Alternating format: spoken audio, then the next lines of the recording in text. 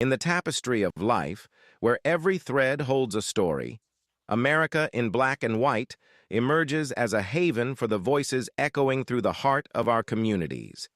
In this podcast, we wade through the rivers of our collective experiences, celebrating the vibrant hues of change brought forth by the whispers of hope and the roars of action. It's more than just a conversation. It's a journey into the heart of our society, illuminated by the light of those daring to dream and do. Join us, and let your voice be the melody that guides us toward a dawn where every color finds its place in the masterpiece of our shared destiny. Together, let's paint a future brimming with the positives that dwell in our minds and the actions that shape our world. Good evening, ladies and gentlemen, and thank God it's Friday as we are doing another Final Word Friday. Tonight, I'm going to get the show started with a Black History reflection. Then I will introduce our guests before we bring them into the show. Our Black History reflection is on Assata Shakur. Assata Shakur stands as one of the most complex and consequential figures in modern Black liberation history. Born Joanne Deborah Byron, she emerged from the crucible of the civil rights and Black power movements with a clarity that unsettled the nation. That freedom is not merely a legal status, but a lived condition requiring vigilance, courage, and structural change. Her writings reminds us that oppression is never accidental, it is engineered, and liberation is never spontaneous, it is organized. Assata's insistence on self-determination, community protection, and political education continues to echo across generations, especially as we confront modern debates around equity, belonging, and institutional accountability. Tonight, as we discuss DEI, leaderships, ecosystems, and the architecture of access, we honor Assata's reminder that nobody in the world, nobody in history has ever gotten their freedom by appealing to the moral sense of the people who were oppressing them. Her legacy challenges us to build structures, not slogans, that endure. So now let me introduce our guests. Welcome to another Final Word Friday on American Black and White. I'm your host, Charles King, and tonight we're stepping into a conversation that sits at the crossroads of power, leadership, and the future of equity in America. We're living in a moment where DEI is being redefined, sometimes intentionally dismantled, sometimes strategically reshaped, and sometimes quietly absorbed into corporate culture without the structural teeth required to make a real change. But while the national discourse shifts, the lived realities of Black founders, Black leaders, and Black institutions remain the same. We're still building, still innovating, still leading, and still demanding systems that recognize our full humanity and our full capability. And that's why tonight's guests matter. Sutton C. McCraney and Lacey Flowers didn't just create a space, they created a standard. They built the flavor room, an invite-only leadership ecosystem for founders and CEOs of color who are not simply trying to participate in the marketplace, but reshape it. Their work is not performative, it's not optics, it is infrastructure, it is institutional, it is legacy. So tonight we're going to talk about DEI, not as a corporate trend, not as a political talking point, but as a structural necessity for any society that claims to value excellence, innovation, and long-term stability. Let's get into it and let's bring our guests to the show.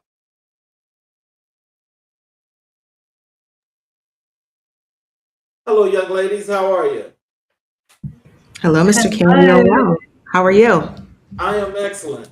So, if you guys could take the time for each of you to to introduce yourselves to the audience and let them know who you are and what you're doing. Absolutely. Well, first of all, thank you, Mr. King, and hello to the America in Black and White family here. That was a beautiful Black history reflection, and it fits perfectly and it really hits home for me as someone who grew up reading Black liberation literature, courtesy of my father. So I appreciate that. My name is Sutton McCraney. I'm a homeschool mom of four, United States Air Force veteran, and I am the founder of the Flavor Room. And hello to everyone that is listening. Hello, Mr. King. It's lovely to see you again. So I'm Lace. I'm co-founder of The Flavor Room. I'm a British Jamaican home cook and the founder of Empire Kitchen, a real food, nutrition, and performance consultancy for businesses that are serious about building retention, well-being, and culture into their teams. Oh, wow. So as we get into this, and I just want to go back and just talk about our conversation prior to the show. And when I read your paper, and as I told you, I love the angle in which you guys did this paper. But as we get into talking about how you guys actually did that wonderful framing of DEI, tell us what got you guys going into that, and just let's get into DEI as to what it is that the message that you guys are trying to get out. Well, Mr. King, this was not the plan. I'll be Okay. completely honest.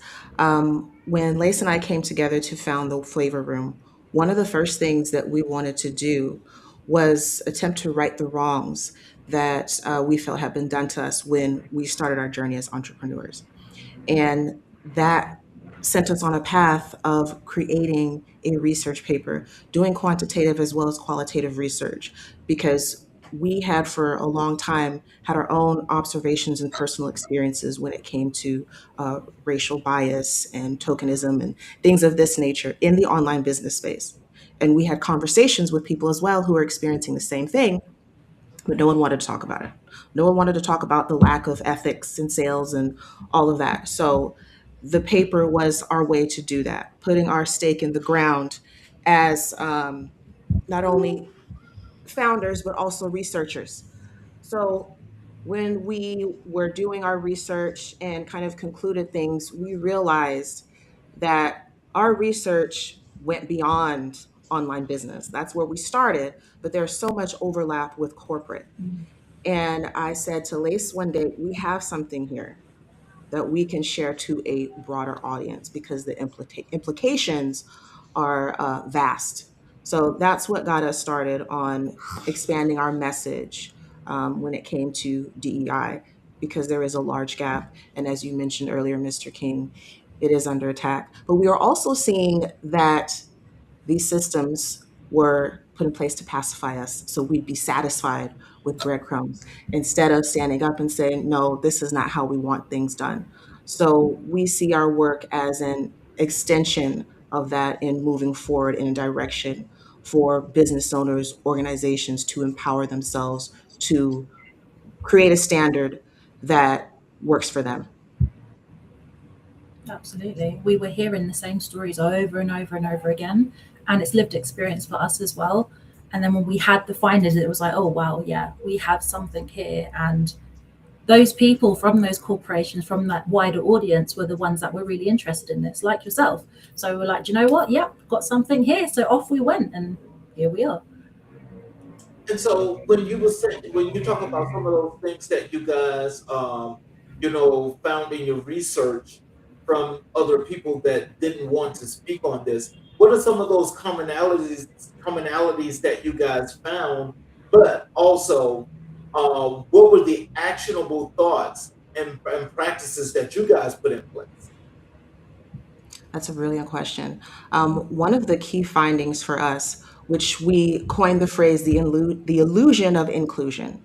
Mhm. This was something we heard over and over again in interviews with entrepreneurs from various industries, but also something we discovered, if you will, with our research. For example, we found from the RAND Corporation, one of their 2024 studies on improving pathways to entrepreneurship, experiences of Black and female small business owners in the e commerce space, Black female entrepreneurs in e commerce continue to face systemic gaps in financing, mentorship, and institutional support, even within spaces widely described as more inclusive than traditional markets.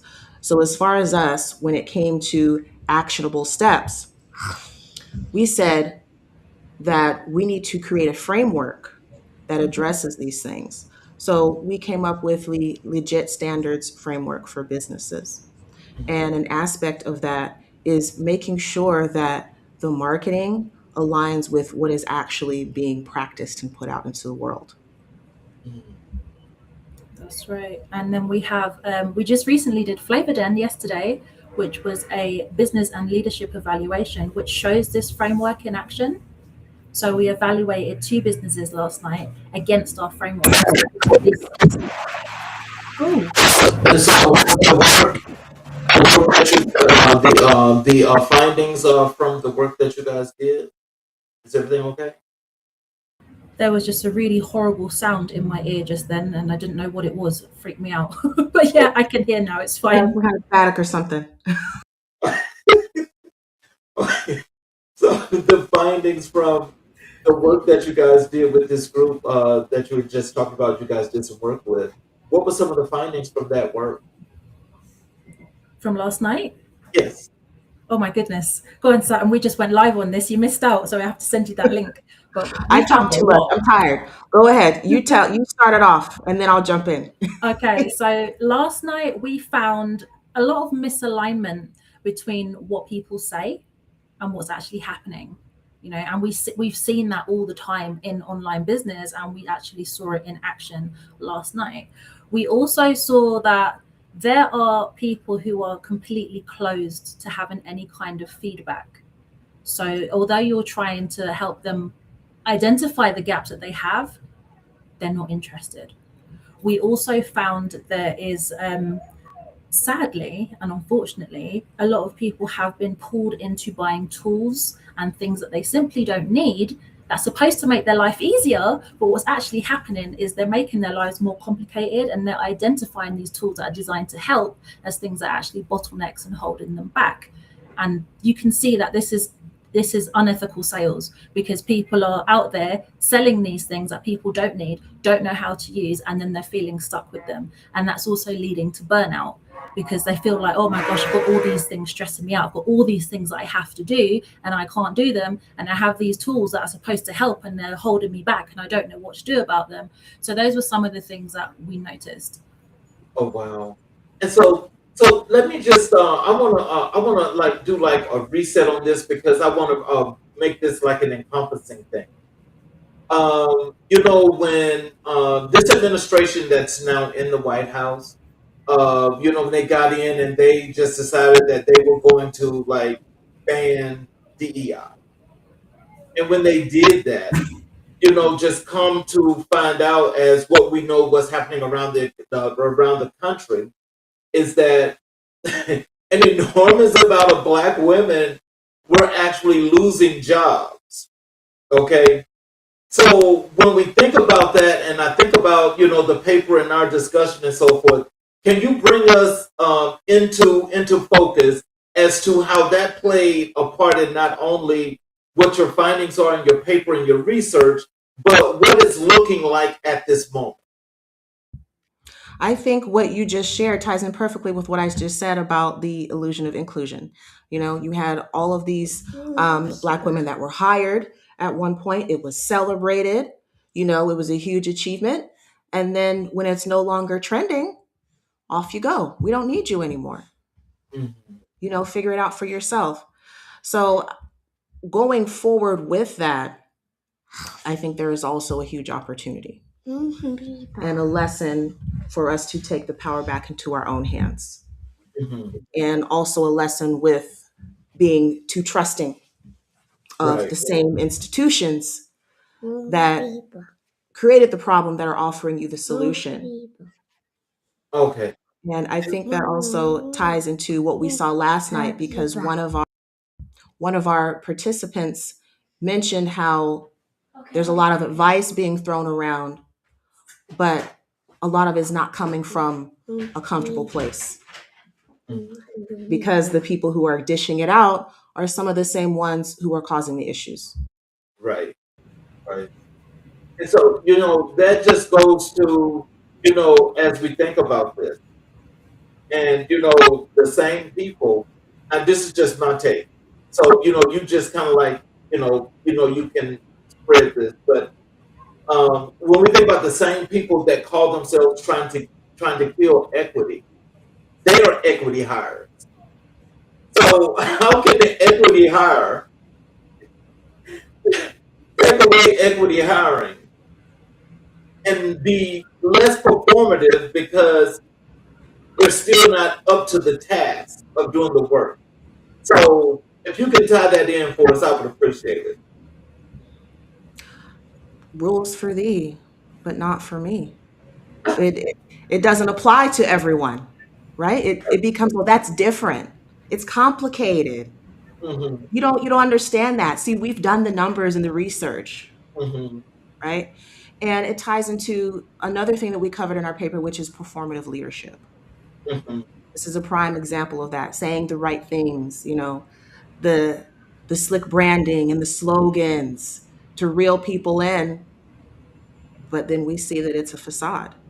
Many leaders talk about values. They talk about it publicly, but when we see it in action, it's very different. And then when it's called to task, well, it's like you're the crazy one. Hmm. Then the words change around and things can be edited and disappear from the internet. And oh, we didn't say that. And so, yeah. Yeah. So as we think about that though, and we know going forward, we know how things actually, how they take shape, and they take form, supposed quote unquote, based off these lies, not lies, but these laws that they put in place because they say these are supposed to be what is what. When you guys were doing your research, can you tell us what were some of the real negativities that you guys found to be the illusion to inclusion? We found that a lot of people that we spoke to, founders and business owners, often felt that they were included in things simply to tick that DEI box, even though there wasn't always a DEI box to tick. But people have it in their minds that we need one, maybe we need two. So they weren't invited to take part because of their expertise. They were invited to take part because they were the closest person of color that person could find. This happened to me personally. So it was like, oh, you're one. I know you. Come, I need you in my thing, just so I've got you on the flyer, on the website, so I could say, look, we got one. We're inclusive. We love everybody, and Or we that heard we that have a lot. soul. Remember that one, Yeah. Lace? You Oh ladies yeah, have you're soul. soulful. You should come on our panel because you're soulful. And we were like, what does that mean? Oh wow! Yeah. Someone actually said that. Yes. Mm-hmm. Mhm. Mm-hmm. Yeah, that Wow. we would be a great fit for their panel because we could bring soul to it. Mm, So you can infer whatever you want with that one. wow. See now, that's really using. Um, that was a money move. That's the way I look at it. That was a money move. You know, to have have a little color to get more money. Let's go. Let me tell you talk about the historical roots of DEI. So that we know that DEI is not new, and its lineage traces back to Reconstruction era Freedmen's bureaus, HBCU formations as counter institutions, civil rights legislation, Title 7 and EEOC, and affirmative action frameworks. So when we look at DEI through a historical lens, not as a corporate initiative, but as a continuation of Reconstruction, how does that change the way we evaluate its purpose and its failures? I think we can see that it was short-sighted and did not account for the hurdles that we face. systemically, because it's easy for these things, as we've seen, to be sabotaged, where the intentions start good, but certain hands with certain monies get involved and are able to subvert well intentioned um, initiatives and movements to work in their favor. And those who would benefit from those end up being the ones who are hurt in the end. So now, because the reason why, in asking that question, and we think about the HBCU formations as counter institutions, Hmm. as you mentioned earlier, with the black women that were losing their jobs. Well, now an enormous amount of the HBCUs have now been infused, where now they're going to have to some of them are totally changing in order to continue funding. Yes, I've seen that So, too. so from the educational perspective, I mean, what do you think are going to be the actual effects, of this part of equity and inclusion?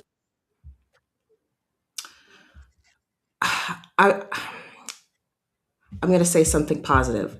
I'm going to say that it creates an opportunity to be more resourceful, because I kind of mentioned this earlier, that for far too long, as a collective Black community, we have relied on the other to help us, that they were going to come in and right the wrongs that they created. They were going to give us the funding. They were going to do this. They were going to do that. Well, that reliance has created weakness. So I think we will find ways to be resourceful and figure those things out on our own, creating programs, getting back to working with each other more. I mean, there's billions of dollars circulating in the Black community. There's no reason why that can't be put in back to our own and build our own communities. Others do it. Right, right. Yeah. I think this So, ties back to what you said right at the beginning when you were reading that reflection. You cannot, if institutions and places and spaces that are supposed to support us are being infiltrated and have to, change how they're doing things to keep the funding, which doesn't necessarily benefit us anymore, then we cannot rely on asking the institutions, spaces, places, people that are essentially oppressing us to help us, to free us. It's up to us to do it. And that's essentially what we're doing. We're being part of that. We are changing the game, changing how it works by doing it ourselves. And that's what we need to do. If we're going to get through this, and not just this, all the things that happen in the world at the moment, we need to stand up and rise up and do what needs to be done, because ain't nobody coming to save us. Right. We have to do it ourselves. I agree with you 500% on that. And I just find it to be, my main thing, which I'm always saying, is that if there's ever a time, then it's now. Because I think uniting, coming together, working together, building your communities and creating your own lanes is primarily going to be the only way to get through this. So as we think about a tool that has done more with divide and conquer than it has been of uniting, when you think of this particular era here of what we're talking about here with DEI, how can we use just equity and inclusion in general in order to bring people in our community and people that look like us together to do the things that we know that we can do? well, I think that's an excellent question. I would say getting rid of the competition. Okay. Uh, because you mentioned, the equity and inclusion piece, getting rid of the competition and saying, look, as Lay said, nobody's coming to save us. How can we use what we have? What are you good at? What am I good at? How can we come together and fix these problems? Mm-hmm. Instead of the myriad of distractions that are out there to keep us under the thumb and losing focus on these types of issues that matter, How can we get back to what is going to move us forward? Mhm. So creating our own initiatives, creating what does equity and inclusion look like for us? Mhm. Exactly. Does it look like being somebody's poster child? Does it look like being on a Hollywood billboard? Because that's what we've been fed. You should be happy with that. See, there's some of y'all in a movie Yeah. getting paid. There's some of y'all on a basketball team. Right. Yay, you've got your diversity and inclusion now. But no, Mhm. it's so much more than that. And just like so many things that have been subverted by entities, right? This was one of them. Something that was good in intent turned completely different and used to divide people and further keep them down. So, definitely, I think there's a lot of unlearning that needs to be done and the coming together with each other through having those conversations, getting rid of the competition that someone that looks like you is out to get you, Mhm. that someone's going to take away your bag Right. because they're trying to collaborate with you or whatever. Right. Yeah, And definitely so, about coming together, definitely. also when we think about, when they were talking about in that question about the civil rights legislation, with Title VII and EEOC. Now, when it comes down to those two things, again, I think this goes to that the statement that you guys made, the illusion of inclusion, because I think when you think about Title VII and EEOC, I don't think they have ever worked for somebody black. Do you know of anyone that's benefited from Title VII and EEOC that's black? No? Not And why. it's not supposed to. I mean, if we're going to be honest about it, just the window dressing, the performative leadership to say, oh, we have this. Hmm. So if you haven't benefited from it, maybe you just haven't tried hard enough. Maybe you didn't know the right people, you didn't know what trees to shake on. And that gives them an out Hmm. just by having these things there. Hmm. And this is what it was all for.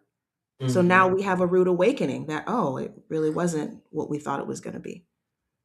Well, I mean, well, I can tell you firsthand that I don't know any people, but I also know that, when I was a former employee and I was sexually harassed, EEOC couldn't get nothing done for me.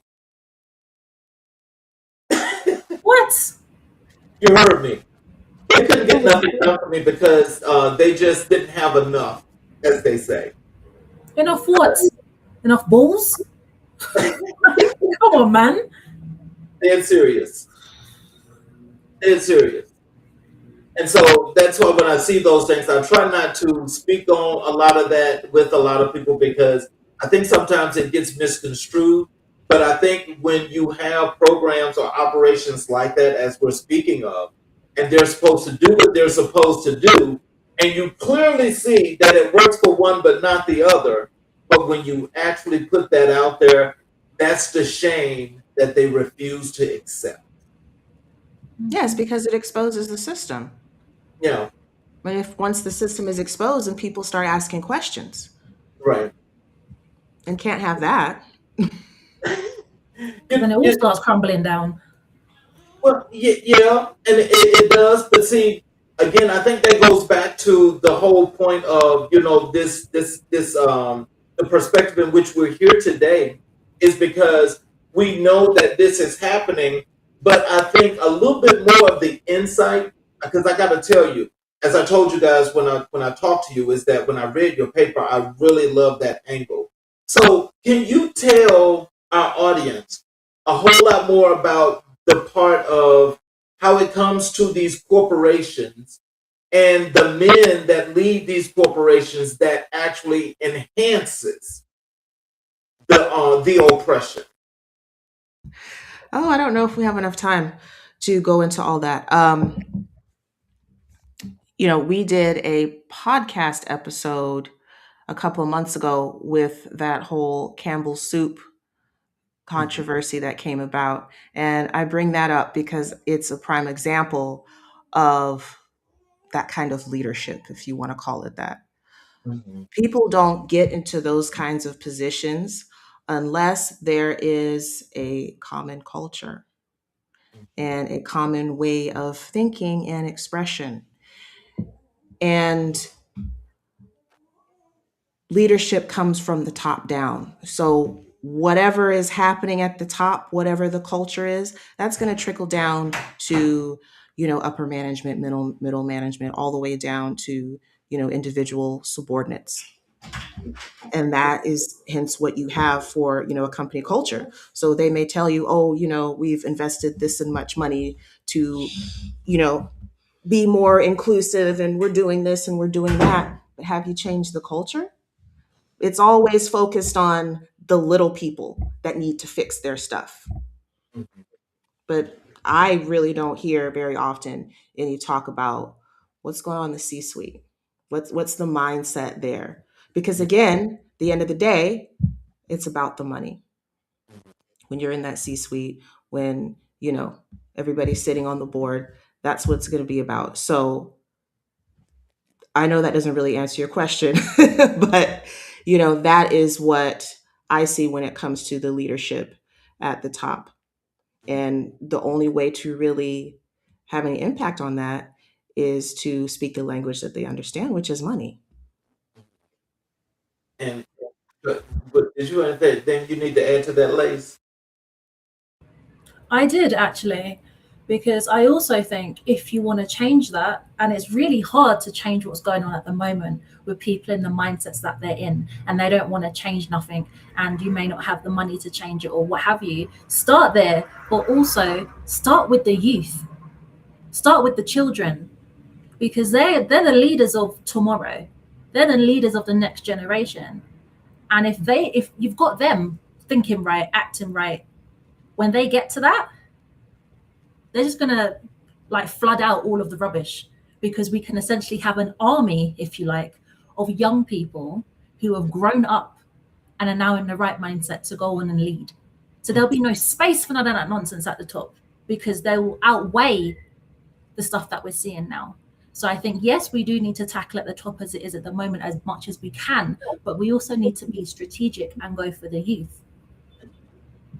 I wanted to add one thing, Mr. King. Sorry. And we also touched on, again, the performative leadership. And in our paper, we cited a 2022 paper that talked about the gap between passion and positive systemic impact. So, meaning in order for leadership to go beyond just the optics and performance, there has to be structural conditions in place. Mm-hmm. There has to be accountability.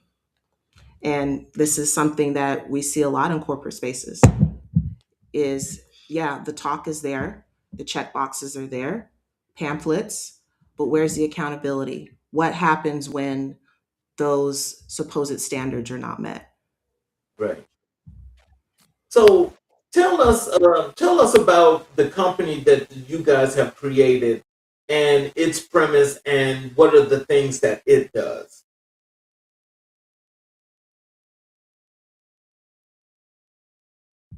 The Flavor Room.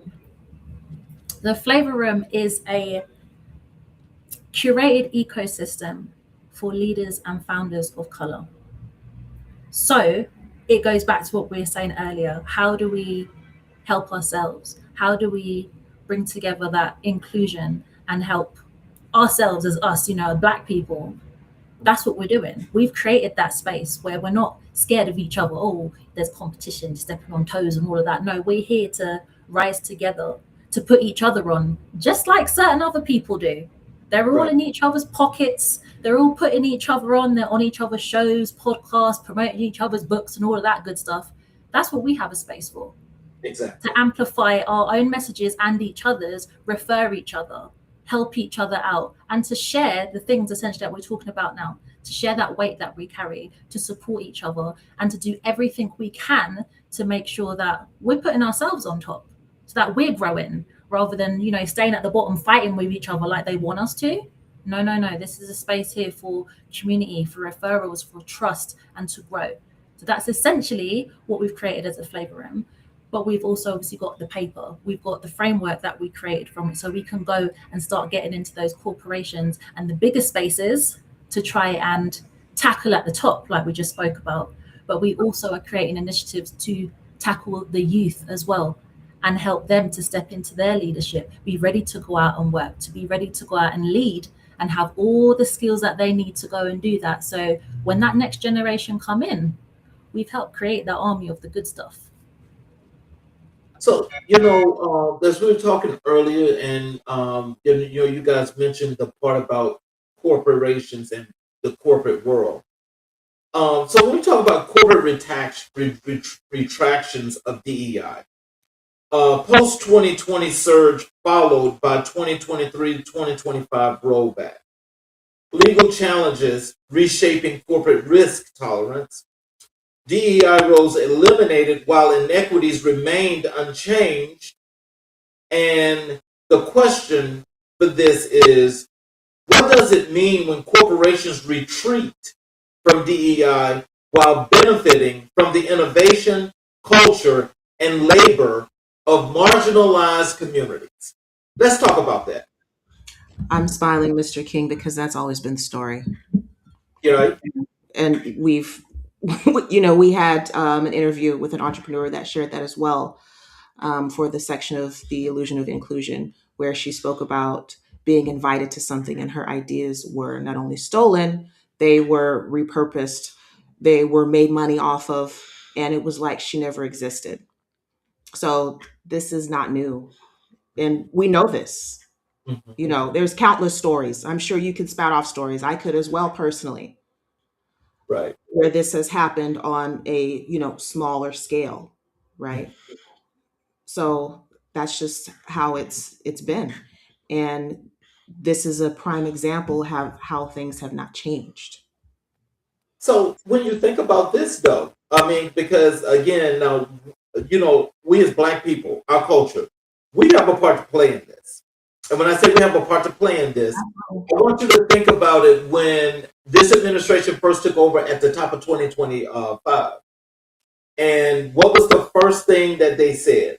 No DEI, right? When they said no DEI, you had major retailers like Target and Walmart to say, we're no longer participating in that, before you had others to slide along slowly but surely. When we think about that, how is it that we are not being reached, or shall I say, it's not being embedded in here for a lot of our people to continue to patronize those places? That is a conversation, Mr. King, that I've had privately with friends and family for years. And that's a whole other podcast, a series of podcasts. But it ties back to this social conditioning. Mm-hmm. We were told after the civil rights movement, you're good now. You can go to the same schools, ride the buses. Your equality, your humanity is directly related to what your white counterpart has. So now that you have that, you're good. There's nothing to worry about. Let us take care of you. We're going to give you what you need and everything's going to be fine. And we have unfortunately had those amongst us who have been gatekeeping. They have been put in certain positions to perpetuate the mental enslavement, if you will, through entertainment, through various industries. There's, multiple ways that, the Trojan horses have come to the gates. And that's a part of it as well. Being in lockstep because someone is melanated and they're on a big screen. Oh, they have our best intentions in mind. No. Let me put it to you this way, and I want to get your response. That goes back to when Barack Obama was nominated for president of the United States. And the word around America is, "Ooh, there's no more racism." Yes, So with arrived. so with that, I mean, and you look at how things are continuously reverting back to 1955. Again, how is it that a lot of these structures and these cultures that supposedly have been put intact, um, they're still sitting there, but they have no meaning? What do we do about that?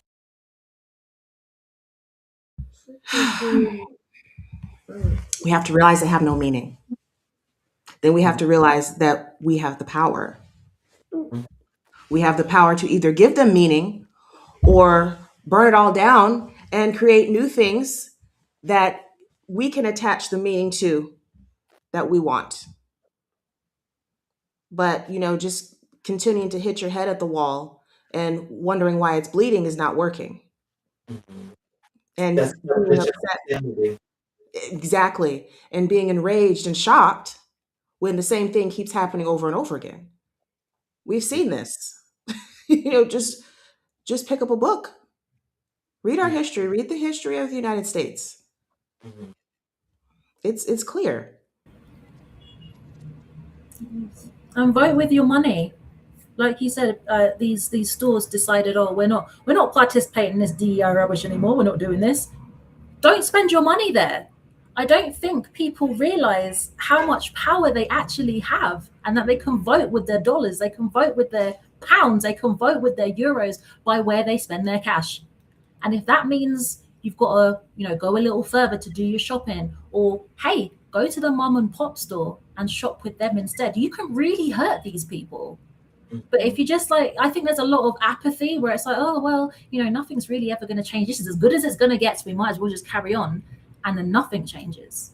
Vote with your cash. Give it to people that are doing the things you want them to be doing. They'll keep doing those things. And the people that are not doing the things you want them to do, they're going to start scrambling. They're eventually going to go bust. They're going to realize they've got to change. Vote with your cash. Everybody got some. Doesn't matter how little you've got. Spend it in the right places and hit them where it hurts, in the wallets. And we've seen that in recent years, Mr. King. The atrocities that have taken place overseas, right? 2023, there was many people who said no to Starbucks, to McDonald's, where they had to come out and say, hey, we're not a part of this. It hurt their sales. So I say that anecdotally that it works when you take your money elsewhere.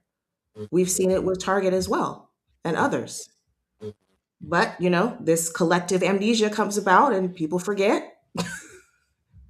But as as we're saying this, because I mean, this all is so it's so sensical that we should all know that, as you're saying, if there's something that's not working, we know it's not working. We have to do something.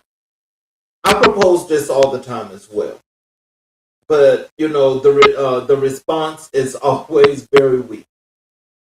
That is, why can we not unite to create our own systems, to operate a system within the system in order to actually change it and blow it up?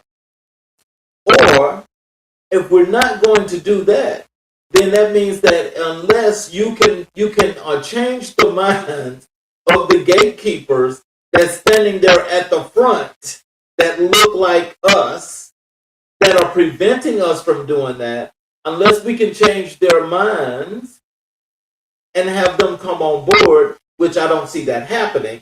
See, they're part of that 10%. And so, with that being said, I mean, how do you feel about if it's really that truth that we can structurally do our own formation in order to build a system within the system? But how do we get people on board to do the right thing? Because that takes an enormous amount of vetting. Because just like I know, that there are folk that like to run back and tell Big Brother all the things that he or she cannot see. You understand what I'm saying? I do. There's an element of sacrifice that has to be made, Mr. King, of personal sacrifice. Mhm. And that is the biggest hurdle to people uniting and coming together for the common good, is that element of sacrifice. Because we've been told, you can't trust the person next to you. Again, we talked about the competition and all these types of things. It would be that going forward, that is better not only for you in the long run, but your family, future generations. It's better to have some of that pain now and sacrifice, giving up some of the goodies that you get from the system to put towards something else. Now, another thing, that I think pretty much is already a system that's in place. And when I say that, Soja, I want to make sure that you follow me so you can make sure you understand what I'm saying.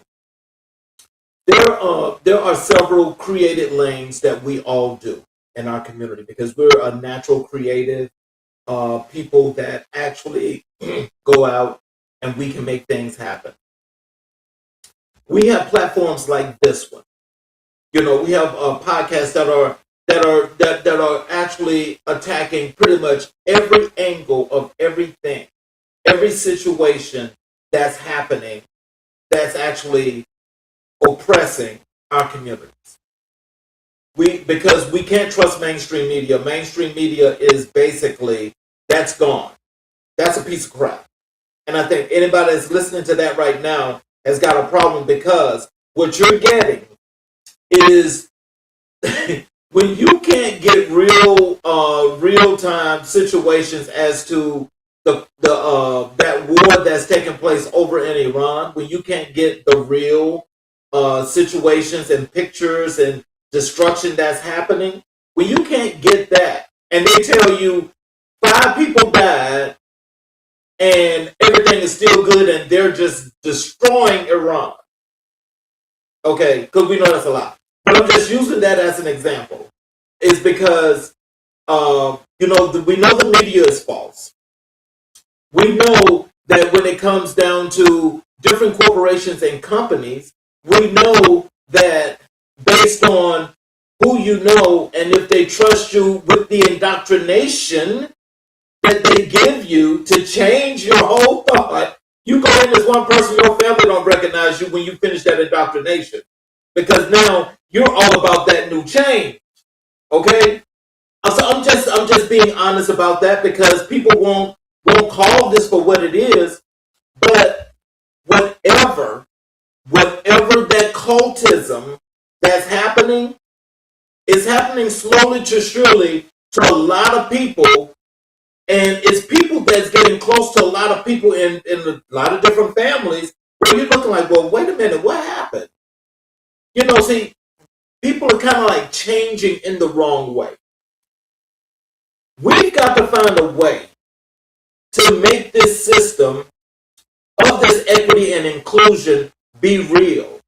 Because I think for the premise in which it was created for is a good thing, but that's if they were following the policy that was written. So if we could take that policy in all of our businesses and culture that we're creating for all these lanes that we're creating, and we're creating millions and millions of lanes now.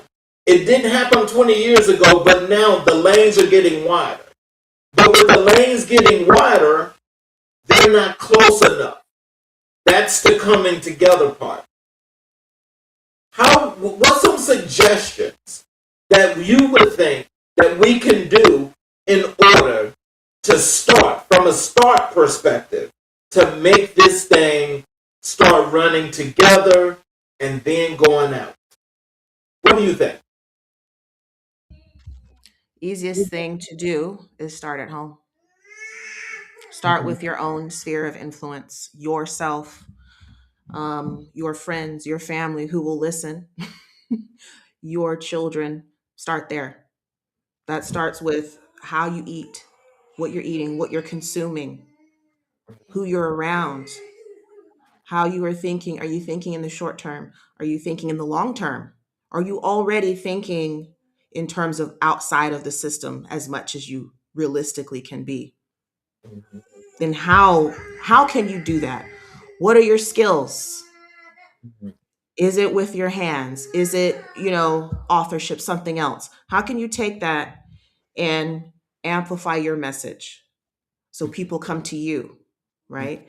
Then they're seeking answers. Then they're being empowered to eat better, right?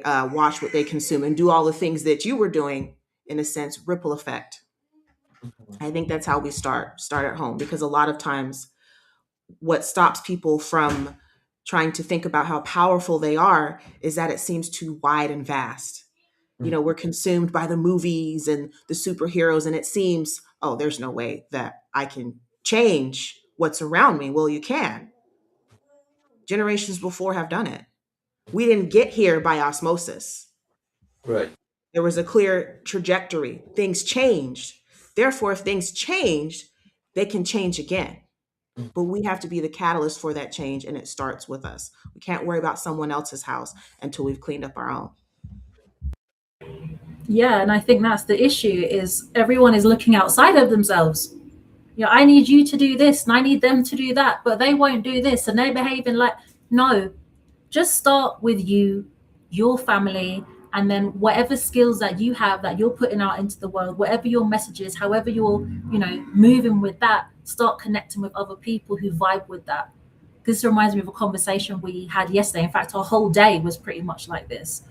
We started by looking at ourselves, wanting to right those wrongs, doing the research, going out there, giving it all that, getting in as many places and spaces that would listen. And now we're connecting with people, we're reaching out, we're collabing with other black and brown entrepreneurs who are essentially doing similar things and Mhm. seeing how can we collaborate, how can we support each other, and that it doesn't matter that they're across borders. We talking to everybody, and that's the beauty of the internet is we can reach so many more people now. So once you started at home and you start to reach out and make connections, we are truly, truly powerful and very well connected. We just need to get out there and talk to each other and be open to collaboration rather than afraid of that competition. And it absolutely can be done. So, in talking about what you mentioned just a few minutes ago, said, well, I want to ask y'all this question here about DEI versus power. But now we know that DEI often focuses on representation, not authority. It focuses on access without influence. Well, access without influence is symbolic, not structural. And the question to this is, how do we shift DEI from counting bodies to building power? Our expectations, Okay. because right now we're still expecting it to include us, you know. And I think once we change our expectations, then we can move towards, well, I don't like the way that this looks. I want something else. Because again, if we leave that open, then we're expecting someone else to give us the authority and the power, and they will not do that. True. So for too long, we've had all kinds of terms that were put upon us, define our behaviors, define what we should and shouldn't be doing, what we should and shouldn't be asking for.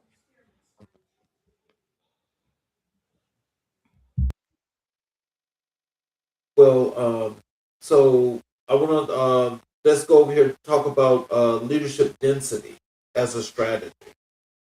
Um, we don't talk about when we talk about the flavor rooms model and how you reframe DEI. So that is from the concentrated excellence, the high caliber peer ecosystems, and the structural accountability.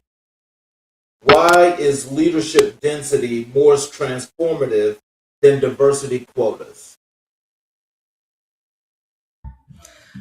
Because the leadership is what shapes policy. Mhm. It's what really changes things. You Mhm. can have black and brown faces all day long.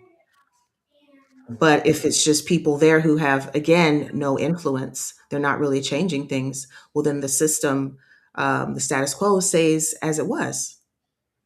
There's no change with that. So, leadership that is real, that goes beyond just performance, that people are listening, they're open to feedback, they mean what they say and say what they mean, and they walk in that, and the actions are clear. That's where you get the change. Mhm. But we're also seeing that that's not happening either. Mhm. And we're seeing rumblings that people are starting to pay attention. Well, hey, so and so has been saying this, but that's not what we're getting. You know, they've been saying everything is big and beautiful and that we're winning. I don't feel like I'm winning right now. So we're seeing the cracks with the leadership as well. And I think we're going to find a time very soon where all of this that we're talking about is going to come together, where people are going to have to make some decisions. People, meaning us regular folk, about what side we're on. I Yeah, agree. because quotas are tick boxes, and that's never going to change anything. If it's just a tick box, you're just going to tick it and go, right, that's done. And quotas It never change. changes. Yeah, and then it's a different tick box. I'm gonna tick that one now. It has to have structure. It has to be built into the DNA, if you like. It has to be in the fabric. It can't just be a tick box, because that was never designed to work, and as we've seen, it does not. So we've got to do it differently, and I think it needs to be built in. Like the bricks and the mortar. That's where it needs to begin. The accountability. Okay. So, I mean, because like when you think about leadership, I mean, I think we as people, we know real leadership when we see it.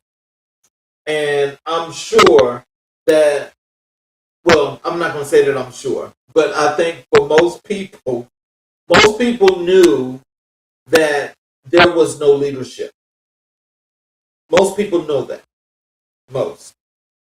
But you see, again, we go into this part where, in knowing that there was no leadership, but you still had, what's that, 60% of people still put this in place.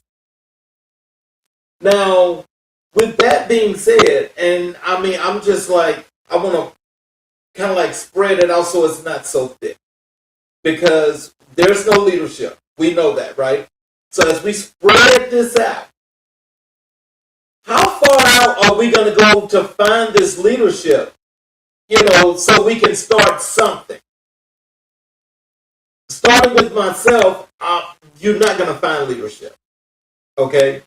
Because every last one of these folk that's supposedly leading this country are DEI hires. None of these people are qualified. They're not qualified at the most. Not qualified. So, with them not being qualified, we know we're not going to find leadership.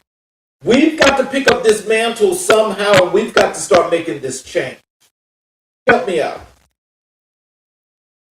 I don't think I can say what I want to say, Mr. King, on this platform. So I have some varying opinions on that, how that could actually be done. But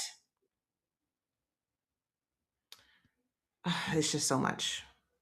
There's so much. I'm trying to Yeah. watch my words. I'm trying to watch my words here because I don't want you to get flagged. Um,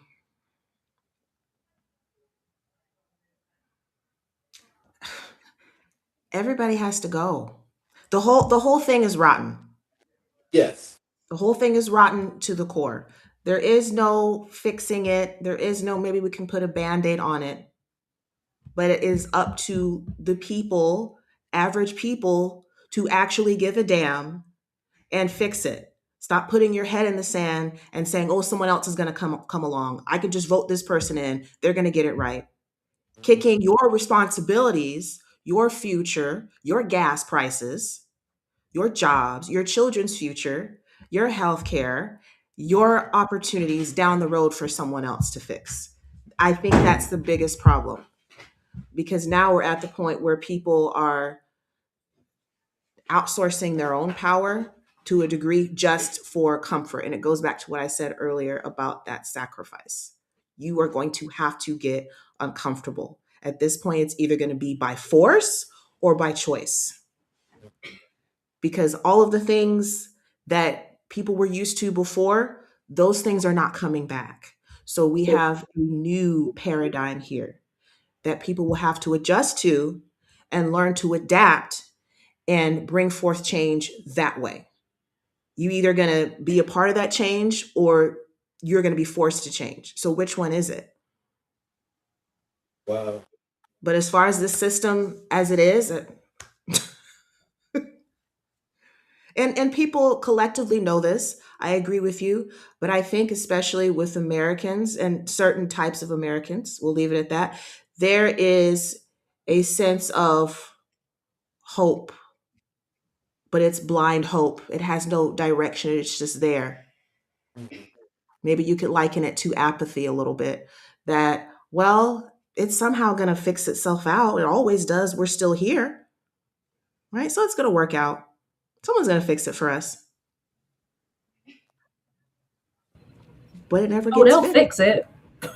They'll fix it with some solution that ain't nobody gonna like.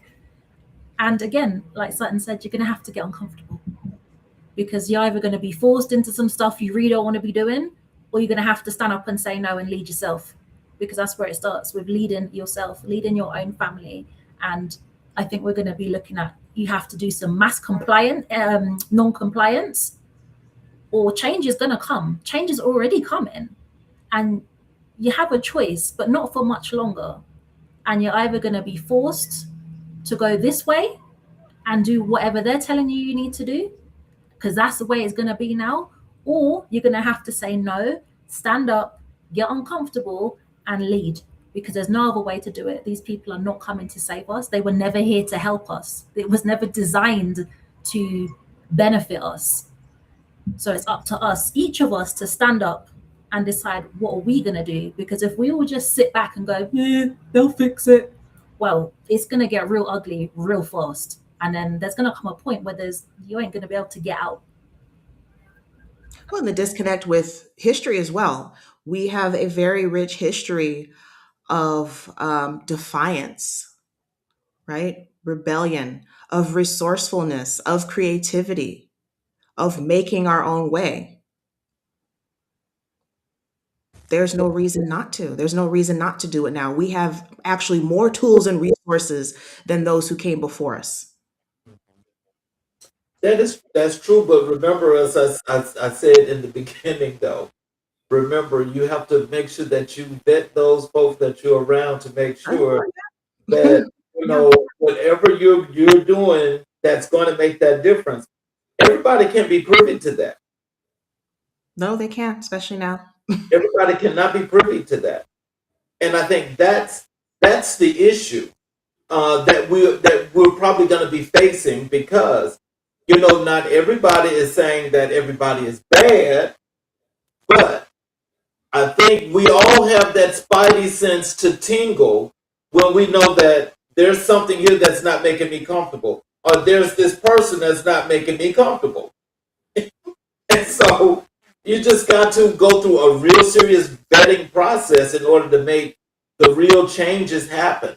Because I can honestly tell you, I think with the way these folk like to drop microphones and them little things that look like some piece of grass all at your house and everything, because they want to hear and see what you're doing.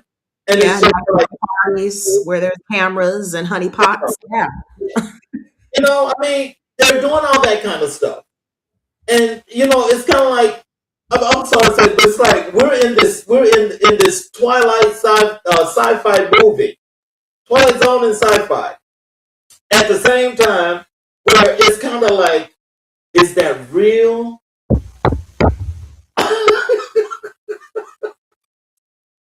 Because you don't know. So I mean, I'm sorry to say that, but it's the gatekeepers that make me feel that way, because I've seen a lot of those, and I see a lot of those right now that are actually serving as prominent people. And I so badly, whenever it's time to drop a story, I like to drop a story and I let it go for a while. Because some people need to know about a lot of people. They just need to. They just need to. Absolutely. So when we talk about the future of DEI, and so when we move from performative to structural, symbolic to measurable, from corporate to community driven, what does the next era of DEI look like when founders of color build the infrastructure instead of waiting for permission, as you just mentioned? It's intentional.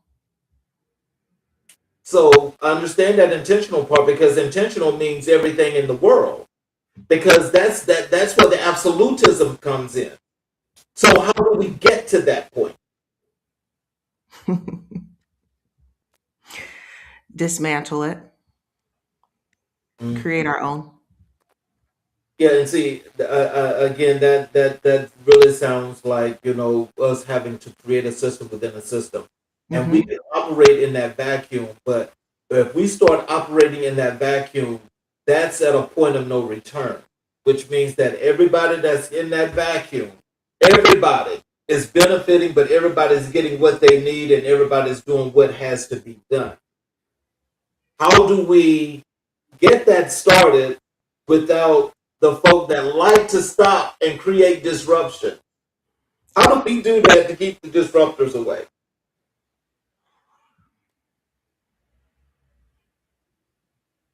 Because they're there, just like they're listening tonight. Of course they are. You need to have the right people in place. And I think it needs to start grassroots. Mm-hmm. We've seen those be subverted as well. But starting with a core group of people, some kind of initiative where it has standards. It's very clear. And saying we don't need any allies, as it were. We don't need to be saved this time. Right, right. You can come to our table and negotiate with us, but we're not going to be coming to your table looking for a seat at it, because we know how that story goes. Mhm. Like, really taking ownership, which is something that we have struggled to do because of, like you said, the gatekeepers, Yeah, because of the inferiority and, all these other things. So, yeah, it has to be standards, it has to be accountability, it has to be people on the ground floor, not people who have, a bunch of money and who are connected to, movers and shakers. It has to be real people. We have to do all of this, whether yeah, it's education, higher education, health, business, DEI, all we have to do all of it. Mhm. None of this can be outsourced anymore. No, no, it can't. No, it can't, because just telling you from my perspective, um, I'm going to tell you, you've been in the military, and that is right now, it's GQ. It's GQ. It's the truth. It's the truth. But see, this is this is where when you have to teach the civilian population what that means. Because when it's GQ, this ain't a drill. This is real. This is real. And if it's real and you're not prepared, then you probably get swallowed up.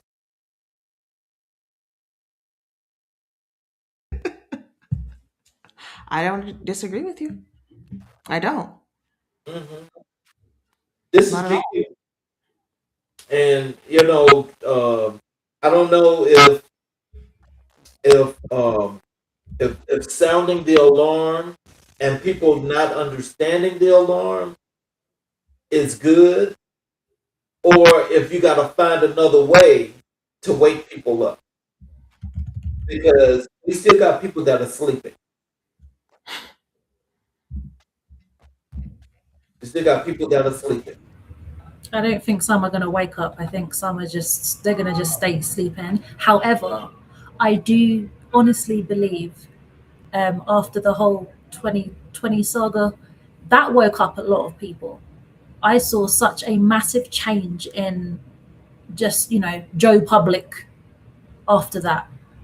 Certain things happened, certain armed darts were taken, and things started happening to people, and people started connecting the dots. And then they tried, to do several other similar type scares. And the difference between what I saw the first time round compared to the things they tried the next time round, people are like, oh, no, no, no, no, no, we're not doing that again. So that was very refreshing. And that was like a really good sign, because I thought, oh, there's a few more people that have, woken up and smelt the coffee beans, if you like. But I don't think everyone's going to wake up. Some people are a little bit slower to catch on. Some people just cannot let go of the things that they thought they believed that were true. When they just can't, that cognitive dissonance, you start messing with people and they just can't handle it. But some people do. And I think we really have to remember there is more of us than there is of them. We are so powerful if we come together, even with, the few people that are still going to be sleeping. There is more of us than there is of them. There's more of us than there is of gatekeepers. There's more of us than there is of the little 1% doing all the nonsense in the world. We just have to get brave. Yeah. We got to get brave. And if we can get brave, get uncomfortable, yes, it's going to be a bit of a mess. We're going to lose some people. We always be losing them anyway. But we can effectively change the world after that. Or we can change it in a completely different way by just continuing to do what we do and stick our heads in the sand, keep going to Walmart, keep going to Target, keep doing all of those things, keep ticking boxes and just march into whatever it is they have planned for us.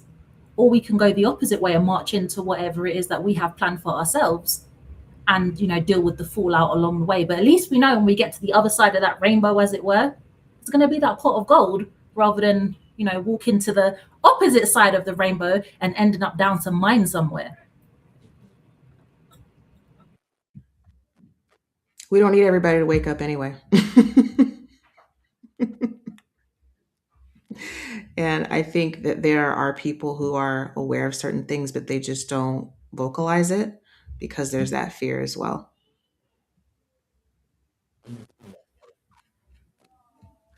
That part is true as well. And I think even with that, folk acting as though if, oh, it's too much to talk about and I can't talk about it. Why are you going to walk around, be depressed, feel like the world is coming to an end, feel like your life is over? You sink deeper into a depression that you can't come out because you are afraid to speak on how you're feeling and why you're feeling that way. That's bull. That's bull. This is the 21st century. Times have gone way past that. People aren't creating these lanes for nothing. These lanes aren't being created for nothing. They're created for a very reason and they are purposeful. The thing is, if you like this lane, that lane, or whatever lane you like, get in the lane with a purpose. So if you get in the lane, do what you do. But if you walk around there and you still want to say, oh, well, I'm timid, let me keep my head down, the hell with that. The hell with that. Oh, yeah, yeah. Those fence straddlers. No, we ain't doing that. I will never do that. I'm here. Her parents and my parents were like, no, we don't play them kind of games. You call it for what it is and you keep it moving. You like it, oh well. You don't like it, oh well. Go get over it. Go sit down in your corner and cry and say, oh, I didn't like that. Okay, you didn't like it. So what? What you gonna do about it? Yeah. That's the whole thing. But you see, we've got so many folk, especially those that look like us, that are still in this thing where, well, ooh, I ain't trying to rock that boat because they may come and kill us. Okay, well, come kill me then. Okay, I died for a reason and a purpose. Well, there's no skin in the game for those individuals. Yeah. Yeah. So I mean, I don't know. It's like it's getting to that point, like I said, and every day the alarms are sounding, and they sound every day, noontime Eastern Standard Time. I want you to continue. I want you to check out the trend. Every day at noontime. Every day at noontime. This false media is dropping all kind of hints and clues of what's happening, but people aren't picking them up. You know, what's interesting about that, Mr. King, is um, I live in North Africa. Mm-hmm. And so the access I get to, different perspectives is very different. Mm-hmm. So I get a whole different perspective on what's what with certain Right. situations. Oh wow. Yeah. Yeah.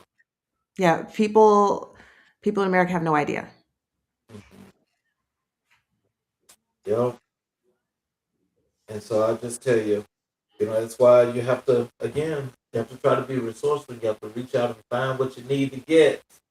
So when Hmm. you find it, you hold on to it and let it keep going. Because as it keeps going and you learn and you keep doing the things that you have to do, then everything works out. So I'm just going to tell you that for me, I do believe that there's just a lot of things that we have to do, and there are a lot of things that I know we can do. None of that craziness, that's happening today. I mean, I'm not afraid of it. And I'm not afraid of any of that because, you know, if I can put my life on the line for a country that hates me, that I come back, and I still survive and grow within its ecosystem where I've never been a part of its system when it comes to being locked up or whatever have you, because I don't know what that is. Okay. But in not being a part of those things, is that my example and what I lead with is the truth and the purpose as to what's going to work best for me and my community. And so, as until folk want to join, I can be that one lone ranger, but I will promise you this: nobody is going to tell me that I must do this. No, because that's not going to happen. And see, that's where we all have to have what we believe is our result. You Absolutely. know, so just like you guys are here today, each and every guest that come here, you come here for that one reason and that one purpose, and that is you're telling your story, what you have gone through, what you're going to do about it, and why you're doing that.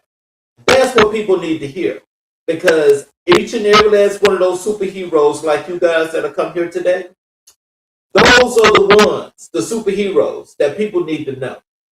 And I call you a superhero because that's exactly what you are to me. So what they say is the Webster's definition of superhero. That's not my definition because that definition does not refer to me. Just like most things. You understand what I'm saying? So that's the purpose and the premise. That's the drive. And that's what you guys are doing when you show this drive for what you're doing with your company. Because those ecosystems, believe it or not, that you're creating are going to make a real difference. It may take a while for people in America to understand the ecosystems that you're putting in place. But I can guarantee you, those people across the water, if they understand what your messaging is, I can guarantee you that they're going to find more than just use for it. They're going to be about that. You see, Thank you. that's Yes. what we're talking about. Yeah, and we agree. And it's very interesting that you mentioned that because the amount of flack and backlash, and we talked to you about that before we came on this podcast, Mhm. with creating the flavor room was very interesting and still remains very interesting. There were people who look like us that we're not about this. Why are you doing that? Mhm. Can't you just kind of keep it down? That's Hmm. bad for business. You're gonna mess up your money doing this kind of thing. It's very unprofessional. Hmm.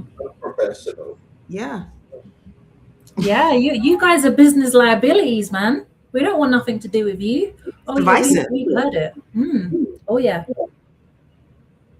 Well, believe me, you'll be the ones that they're running to when they need you that's still standing to reach their hand down and pull their asses up and say, "No, that ain't you, is it?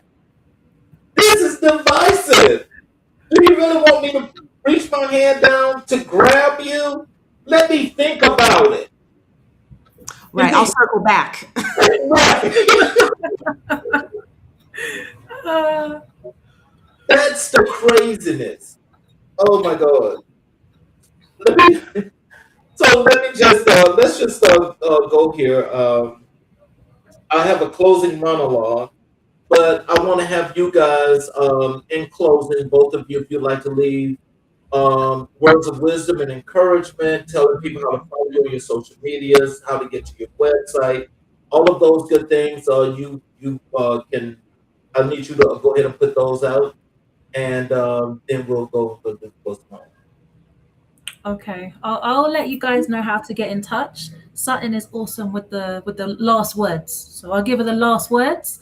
But if you have been listening today and you're like, these two women, I need to connect with, head to our website www.theflavor.biz and you can see everything that we're all about. And if you're interested in being part of the Flavor Room, click get in the room and book a call with us. You can listen to our podcast. We have the Fully Flavored Business podcast on all of your favorite channels: Amazon, Spotify, iHeart, and whatever the other one is. I don't remember now.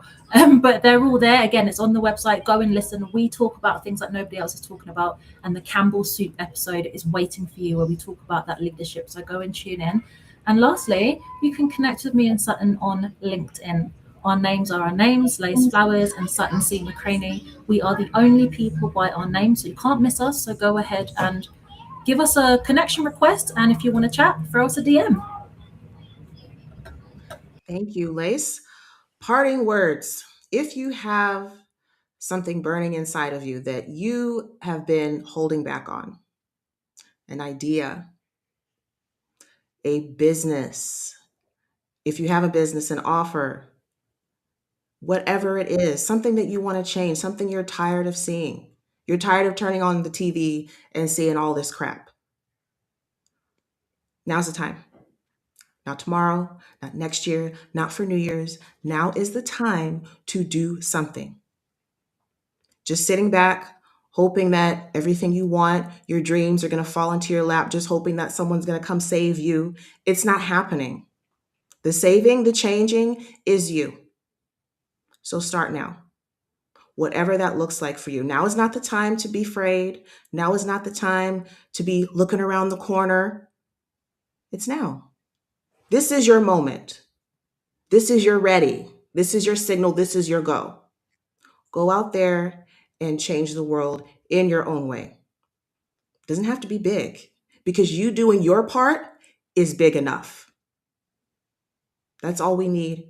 And that's what you were put here to do, is to be that change for your sphere of influence. And before I do my closing monologue, I want to first say for everyone that's watching on all of our channels as we broadcast the show live, if you have not yet subscribed to our YouTube channel, please do us that favor and support us by subscribing to our YouTube channel as well as enabling all notifications so that every show, every post that we do, you'll get that post, you'll get the show live, and you'll also be able to go back and watch each and every show that we do, that we have done, and you can get the knowledge that each and every guest has left behind. I want to thank you guys for being here and discussing this subject matter because, again, it's one of those things that deserve to be talked about. People deserve to know, especially about that paper that you guys did because it was really good. People deserve to understand that if there's something that's there for you, you're entitled to that. But if people are trying to take that away from you, that is a problem, and it should be addressed. So I want to say again, I hope that we get the opportunity to have you guys back again. And I am going to close with this monologue. Tonight's conversation reminds us that DEI is not dying, it is evolving, and evolution requires architects. It requires people willing to build structures that do not bend to political cycles or corporate trends. Sutton and Lace are doing exactly that. The Flavor Room is not just a space, it is a blueprint. It is a reminder that when we build with intention, with standards, with integrity, and with institutional vision, we create ecosystems that cannot be erased, diluted, or co-opted. As we close, remember this: power is not given, access is not gifted, institutions are not accidents. They are built brick by brick, leader by leader, generation by generation. And we are the generation that refuses to build small. Good night, family. Stay informed, stay empowered, and stay intentional. This has been America in Black and White, and I'm your host, Charles King. You guys have a great weekend, and we will see you guys Monday evening for another great show. Thank you, ladies, for joining us, and we'll be in touch.